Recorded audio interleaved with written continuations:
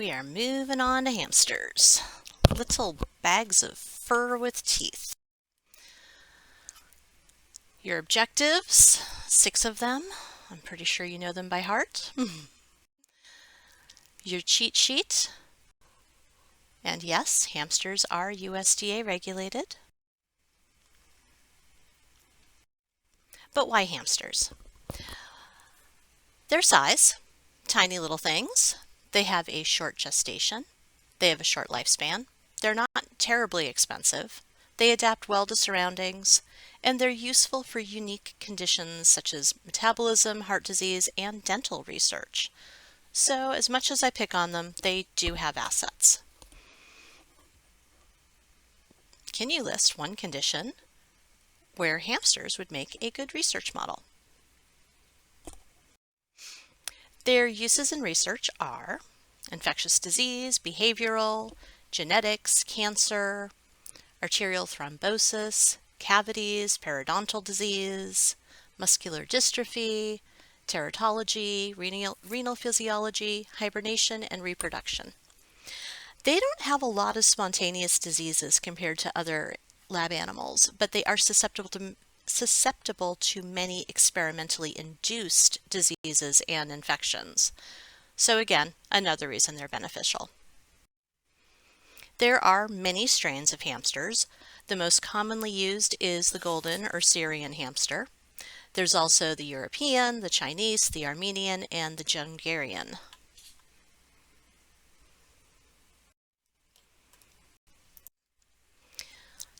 So first off, their dental formula. No canines, no premolars, just incisors and molars. They have the hypsodontic incisors, and their pups are born with their teeth exposed. So we don't have to wait for their teeth to come in. This is an example of a hamster skull that, with the hypsodontic incisors, experienced malocclusion and tooth overgrowth. We talked about this earlier, but hamsters have a unique kind of enamel. It's yellowish orange to brown. The older they are, the darker their teeth get, so you can actually tell an estimated age based on the darkness of its teeth.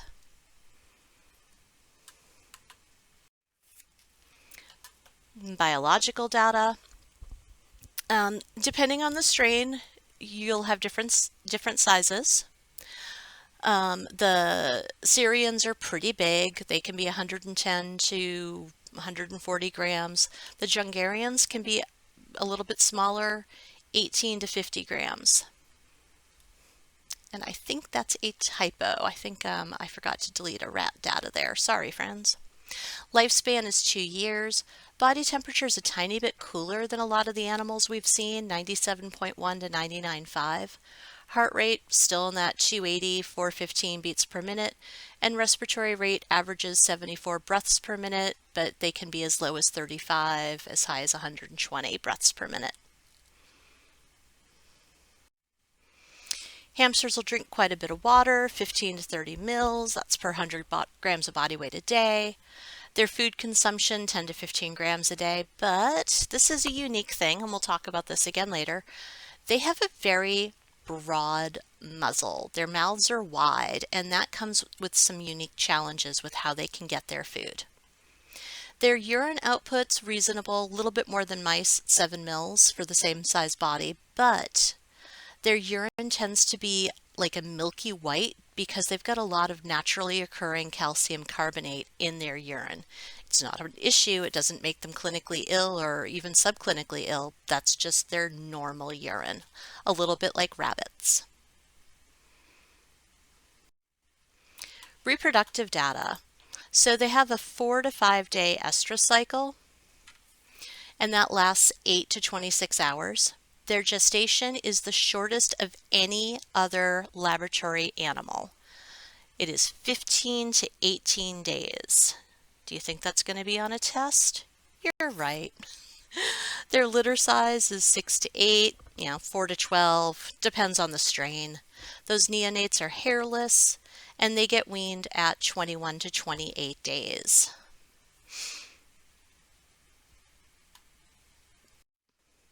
Sexual maturity is at 6 to 8 weeks. And the sexing, males are boars, females are sows. The males have a pointed posterior, they have inguinal canal fat pads, and those fat pads often cause the testes to remain up in the abdomen. They do have a longer anogenital distance when compared to the females. The females, get over there. The females, or the sows, have a more rounded posterior, and there'll be a picture here in a second. They have nipples, and that anogenital distance is shorter than the male. So there's your picture. And once you see them side by side, it's a little bit easier to understand. So here's this pointed posterior. They have a scrotal bulge. The female has more of a blunted, rounded shape. And then the male has a further distance in the anogenital region versus the female. And the same thing is true with the babies. You can sex the babies because of the anogenital distance. I'm not seeing nipple buds in this picture, but I would be looking for that if this had been a better angle. I kind of feel like maybe I can see one there and there. Is hibernation, and their other unique feature is having cheek pouches. So these animals are permissive hibernators. So that means that they will hibernate if the conditions are just right. Kind of like the Goldilocks of lab animals.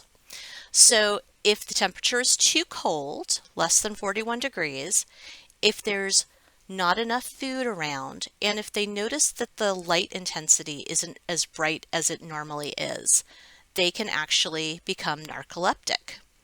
So a narcoleptic hibernating hamster has a massive reduction in their body temperature, significant reduction in their metabolic activity. Their vital signs will be depressed, so their breathing is going to slow down, their heart rate is going to slow down. And what you would see is 2 to 3 days of like narcoleptic fat bear week hibernating interspersed with short periods of normal activity. So they'll wake up every few days and then they'll eat, they'll drink, and they'll go back to sleep. The reason this is important is if you have a client come in with a unconscious hamster, it could be hibernating. So you might want to ask about its environment. You know, is it being kept in a different room suddenly? Did its light timer go out or the light bulb burn out, or is it cold in that room? And above all else, make sure the hamster is actually awake before you touch it. Don't reach in and think, oh, I'll just scoop up the sleeping hamster, because you're going to have a hamster attached to your hand. You can talk to them, you can kind of gently pet them, but be prepared that they're not going to wake up nicely. They are going to be very irritated. I kind of relate to that a little bit. Maybe that's why I don't like hamsters, is they're just like me. So cheek pouches is the other part of their unique physiology. And actually their name, hamster, originates from a German word, hamstern, which translates into to hoard, because that's what they do. Their cheek pouches are used for temporary storage of food, bedding, and, if they're females, pups. They don't have any glands or lymphoid tissue in there, but they are very, very rich in mast cells, which is pretty unique. They're highly vascular, and they're supplied by an external carotid artery. And because of all this, because they're kind of their own little microcosm, they can be used for microvascular studies, for inflammation, tumor growth, vascular smooth muscle function, and carcinogenic agents. And these animals, their cheek pouches are immunologically privileged, which means they don't have a lymphatic drainage pathway, and they have decreased Langerhans cells, so the cheek pouches can actually support tissue transplant without rejecting it. Very unique. And oh so photogenic. So you can see just how big they are. These are all Goldens or Syrians. This one's been kind of pulled inside out. You can see the vasculature in here. And this is also important. If you have a client come in because her hamster has a tumor, these cheek pouches go all the way down to the thoracic and almost to like L1, L2 in the lumbar vertebrae. There's a lot of cheek pouch here. So do a rule out, make sure there's nothing in that cheek pouch before you start doing a fine needle aspiration. Husbandry. Husbandry can be really fun with these guys, but they are unique also. They get the same air temperature as the mice and the rats, and same with the air exchanges and humidity. Illumination needs to be pretty consistent because they will go into that hibernation. Housing density, we'll talk about that in a second. And enrichment is dependent on their normal behaviors. These are a USDA regulated species, and as such, you have to follow the Animal Welfare Act when housing them. And one thing that the Animal Welfare Act says is because hamsters are high shedders of LCMV, and that is something that is zoonotic and it can be transmitted to mice, hamsters should not be, well, cannot be housed outdoors. And of course, that's in the lab industry, but it's just best practice because also you can't control the temperature and they will go into hibernation if it's too cold.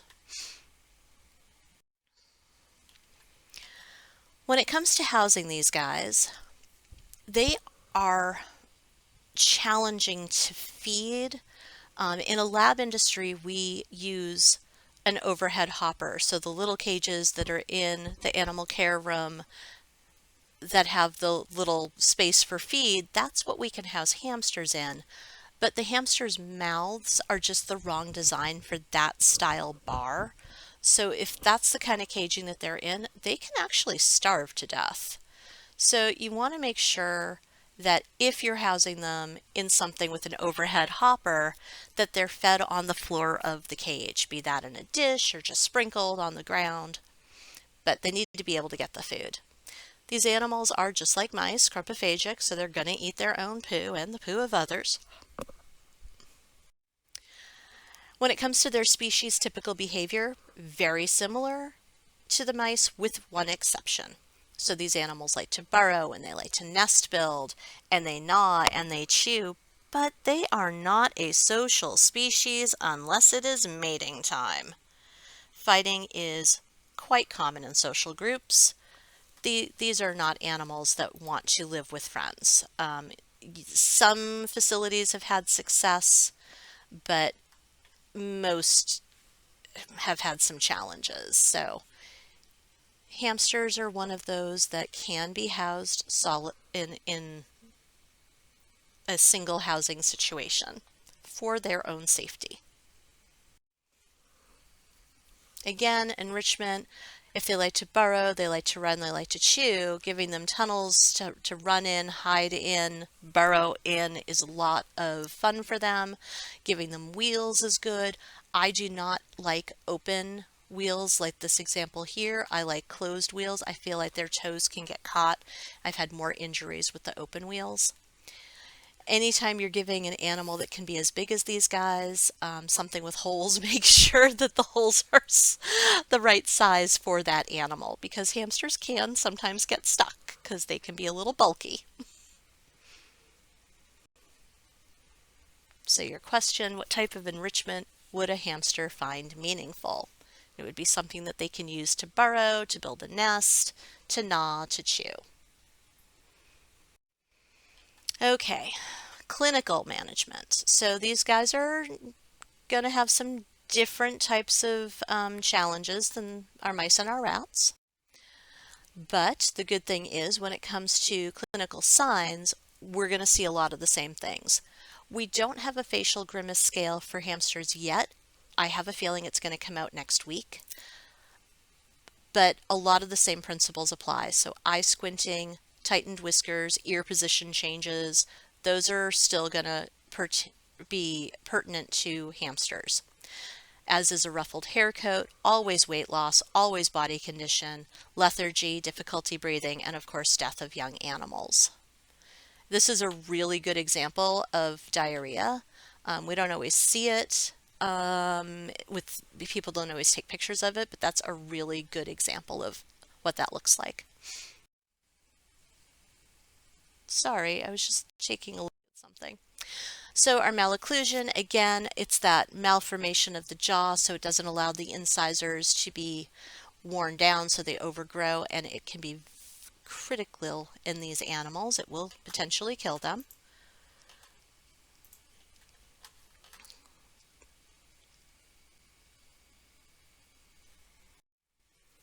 Amyloidosis is the #1 cause of death in your older animals, and this is when they have an increase in their protein.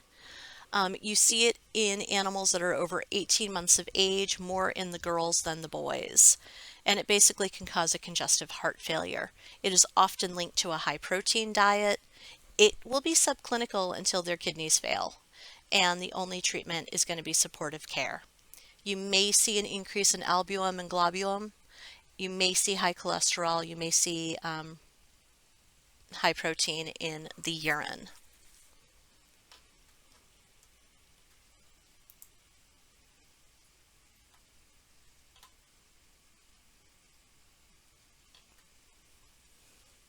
Reading my notes as I'm doing this. Going back to the amyloidosis, the animals with this condition often don't become sick until the kidneys completely shut down. And most animals with this illness are only going to live a short time. So this is kind of a sad one for kids. Vitamin E deficiency is interesting. They need vitamin E. It's important for them to have it in their diet. They can't synthesize it naturally. And if they don't get vitamin E, they're going to end up with fetal nervous system issues, weak or stillborn pups. Adults will have muscle weakness, disorders, paralysis. It's definitely an issue, and the cause of it is people who are feeding a seed-based diet.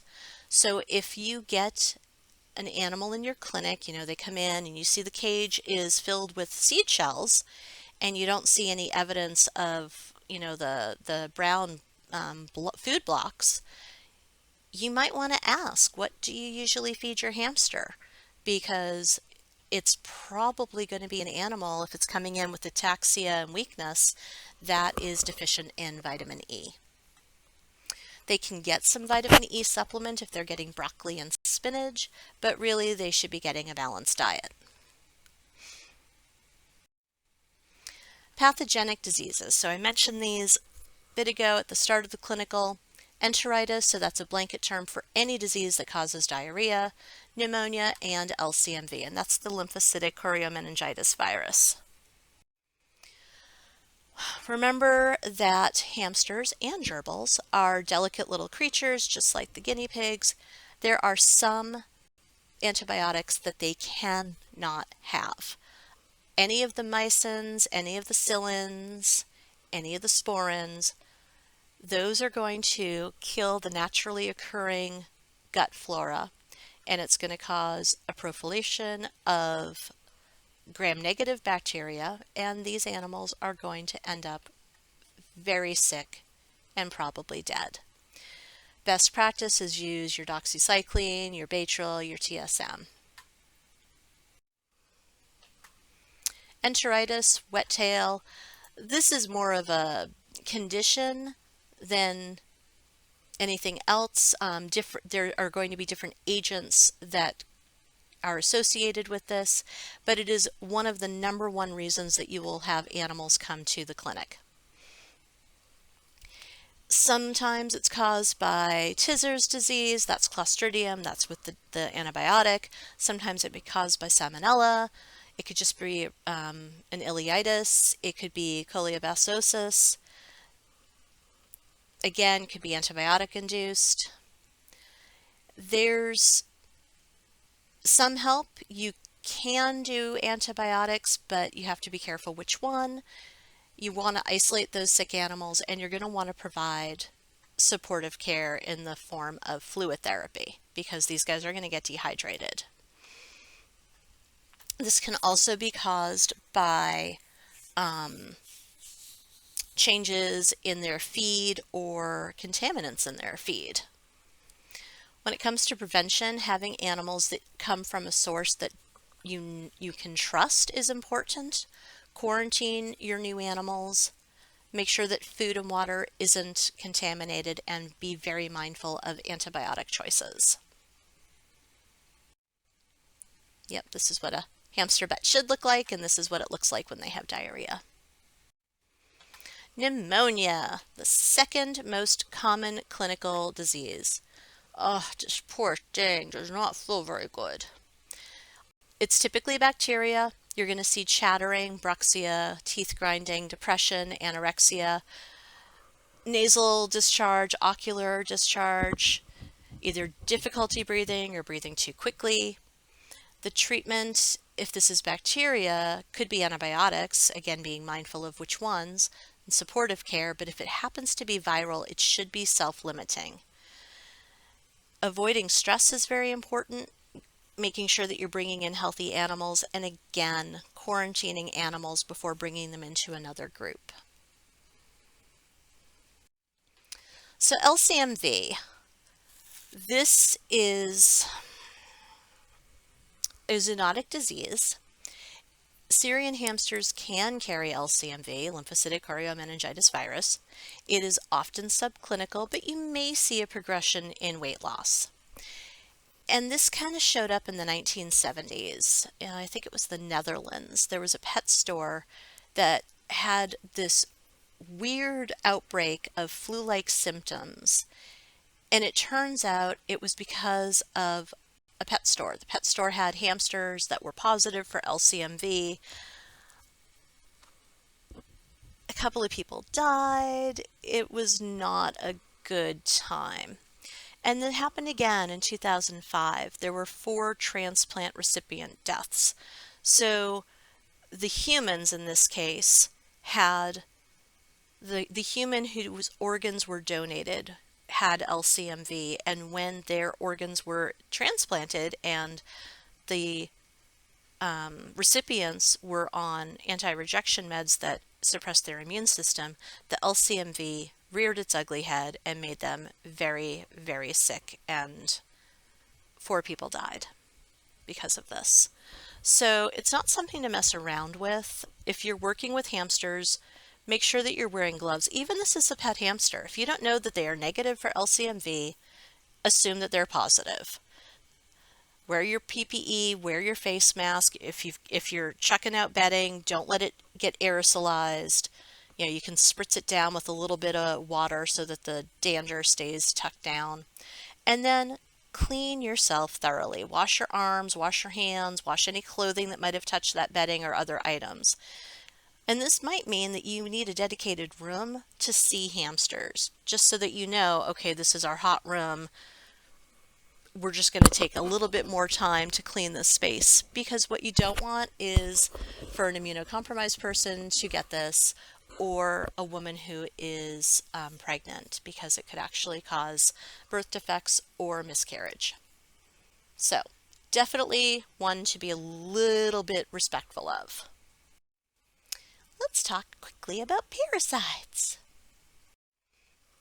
So Demodex, and the 2 different types, Demodex cressidi and Demodex aurati, are occasionally found on hamsters. If you see an animal with like thickened skin, alopecia, just general itchiness, red skin, and crustiness, you're going to want to do a skin scraping. And we can treat this with the selenium sulfide shampoo, as well as a topical application of Revolution. But hamsters that don't respond to that treatment, or hamsters that relapse, probably have an underlying disease, and those animals are typically not going to live more than a couple of months. So that's fun. And then, have I mentioned my friend Ornithocissus Perfecto. I can never say this. Y'all know this as the tropical rat mite. This is a vector of hantavirus. This is absolutely zoonotic. There have been reports of pet hamsters that were infected with this mite and have had cross-contaminated hantavirus to people. With people, we'll see it as dermatitis sometimes, but it can also come and infect them with hantavirus. Oh, sorry, not revolution, stronghold. So you can treat with stronghold, just 1 drop on the back of the neck, BID for 7 days. Ugh, creepy little bugger. Protozoa. So hamsters naturally have large amounts of protozoa in their fecal smears. So if you happen to be doing a smear, don't panic. We don't know if it causes any problems because the numbers haven't changed in healthy and diseased animals. Like there's just a lot of them. So at this point, the jury is still out, but if you're looking under the microscope and you see them, definitely take it into consideration, but this isn't one that you have to like panic and assume that there are problems. Okay, that is my last slide. Let me know if you have any questions. Thanks so much.